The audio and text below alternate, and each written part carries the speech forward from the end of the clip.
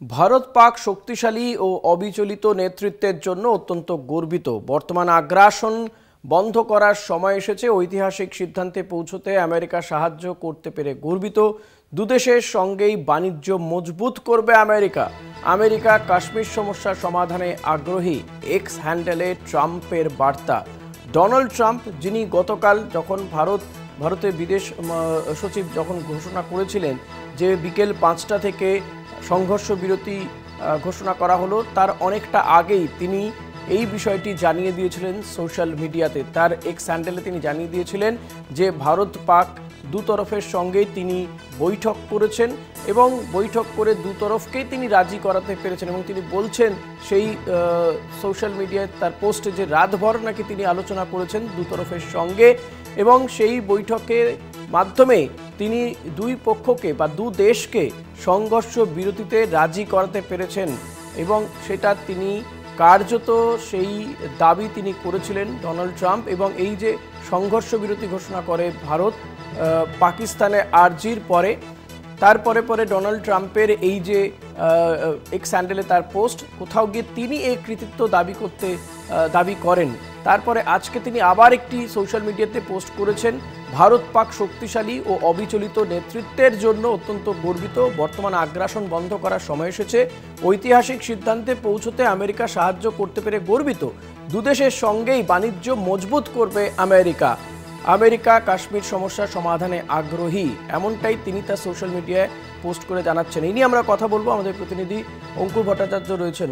অঙ্কুর দা, যদি ডোনাল্ড ট্রাম্পের আজকের যে এক্স হ্যান্ডেলে তার পোস্ট দেখা যায়, তাতে তিনি বলছেন দুদেশের সঙ্গেই বাণিজ্য মজবুত করবে আমেরিকা, অর্থাৎ দুদেশ সংঘর্ষ বিরতি করেছে বা দুদেশে কার্যত যুদ্ধই হচ্ছিল, সেখানে পাকিস্তানের বিরাট ক্ষতি হয়ে গিয়েছে, ভারতেরও কিছু কিছু অংশ ক্ষতি হয়েছে। তারও আগে ভারতে যে জঙ্গি হামলার ঘটনা ঘটলো, এতগুলো মানুষের প্রাণ চলে গেল, তার থেকেও ডোনাল্ড ট্রাম্পের কাছে বেশি গুরুত্বপূর্ণ কোনটা না বাণিজ্য। দুদেশের সঙ্গে তিনি বাণিজ্য করতে পারবেন এবং কোথাও গিয়ে এই যে সংঘর্ষ বিরতি, তার একটা কৃতিত্ব জাহির করতেই তিনি বেশি উদ্গ্রীব, নয় কি? হ্যাঁ, অবশ্যই ঋষিকেশ, এটা তো বলাই যায় যে এক্ষেত্রে এই যে তিনি সংঘর্ষ বিরতি বা যুদ্ধ বিরতির ক্ষেত্রে মার্কিন সাহায্য করতে পেরে, আমেরিকা সাহায্য করতে পেরে গর্বিত কথাটা বলছেন, এর মধ্য দিয়েই ভারতের যে সামরিক এবং কূটনৈতিক চাপ ছিল পাকিস্তানের উপর, এবং যে কারণে পাকিস্তান শেষ পর্যন্ত, যেটা গতকাল বিদেশ সচিব বিক্রম মিস্ত্রি জানিয়েছিলেন সাংবাদিক সম্মেলনে, যে আগে পাকিস্তানের পক্ষ থেকে ভারতের কাছে ফোন এসেছিল, অর্থাৎ ভারতের সামরিক এবং কূটনৈতিক চাপের কাছে নতি স্বীকার করেই পাকিস্তান আগে ফোন করে যুদ্ধবিরতির প্রস্তাব দেয়। এই বিষয়টি শেষ পর্যন্ত তার যে কৃতিত্ব, সেই কৃতিত্বটা লঘু হয়ে গেল। ভারতের কৃতিত্বটা লঘু করে নিজের কৃতিত্বটা বড় করে তুললেন মার্কিন প্রেসিডেন্ট ডোনাল্ড ট্রাম্প।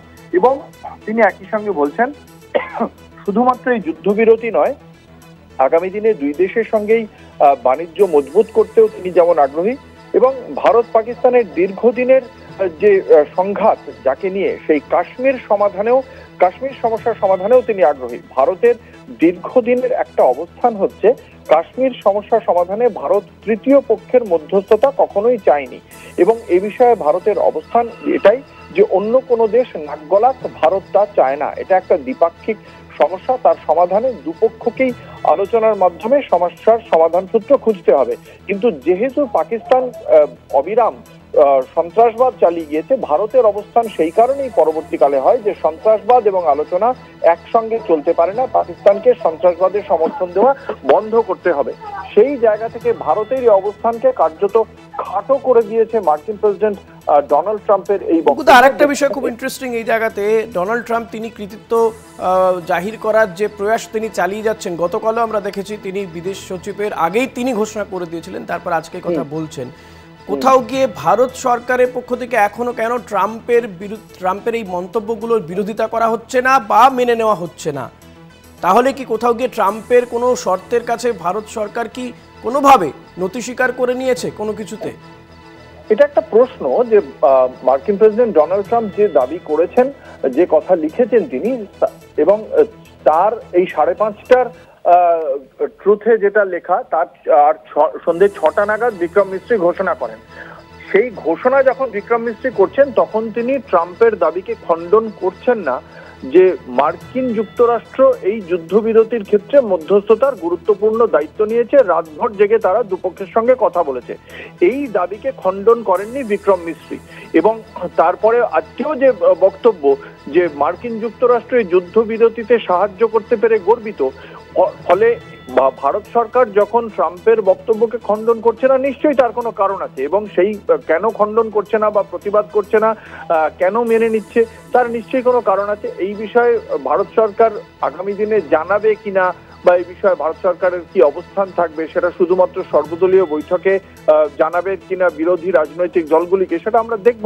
আগামী দিনে বিরোধী রাজনৈতিক দলগুলো ট্রাম্পের বক্তব্য নিয়ে বা ট্রাম্পের দাবি নিয়ে কেন্দ্রীয় সরকারের কাছে কোনো প্রশ্ন রাখেন কিনা সেদিকে আমাদের তাকিয়ে থাকতে হবে। তবে এই মুহূর্তে দাঁড়িয়ে যেখানে বিরোধী রাজনৈতিক দলগুলিও দেশের সরকারের সঙ্গে দেশের সেনার পাশে দাঁড়িয়ে রয়েছে, ফলে এই মুহূর্তে এই কূটনৈতিক প্রশ্ন তুলে কেন্দ্রীয় সরকারকেও বিব্রত করা হচ্ছে না বিরোধী রাজনৈতিক দলগুলির পক্ষ থেকে।